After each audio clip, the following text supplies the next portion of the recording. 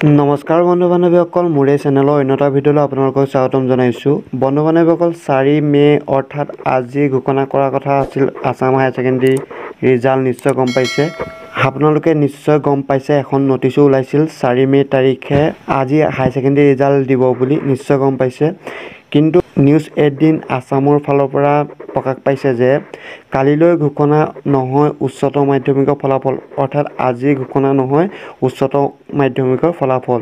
উচ্চতৰ মাধ্যমিকৰ ফলাফলক লৈ দুষ্টচক্ৰৰ ভুৱা প্ৰচাৰ নিশ্চয় এখন নটিচ আহিছিল, সেই নটিচখন ভুৱা বুলি ইয়াত ঘোষণা কৰিছে। 10 মে'ৰ ভিতৰত ঘোষণা হ'ব উচ্চতৰ মাধ্যমিকৰ ফলাফল নিশ্চয় গম পাইছে।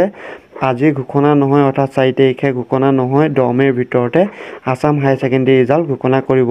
বৰ্ডৰ ফালৰ পৰা কি প্ৰকাশ কৰিছে সবিশেষ চাওক। এখন নটিফিকেশ্যন ছ'চিয়েল মিডিয়াত দেখিবলৈ পাইছোঁ।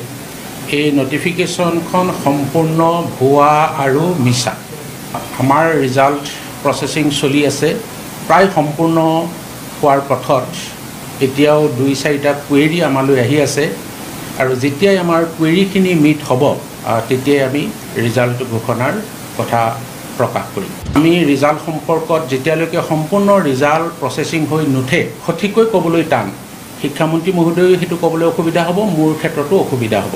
আমি এটা ধাৰণা কৰি কওঁ আৰু আমি এটা নিৰ্দিষ্ট সময় বান্ধি লওঁ আৰু সেইমতে ভাবিছোঁ 10 মে'ৰ ভিতৰত আমি ৰিজাল্ট ঘোষণা কৰিব পাৰিম। নিশ্চয় গম পাইছে বৰ্ডৰ ফালৰ পৰা কি ক'লে, 10 মে'ৰ ভিতৰতহে আসাম হায়াৰ ছেকেণ্ডেৰী ৰিজাল্ট ঘোষণা কৰিব। নিশ্চয় গম পাইছে আজি কোনো ধৰণৰ আসাম হায়াৰ ছেকেণ্ডেৰী ৰিজাল্ট ঘোষণা নহয়।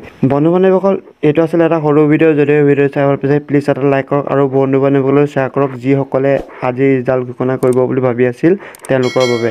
নিশ্চয় গম পাইছে, ধন্যবাদ।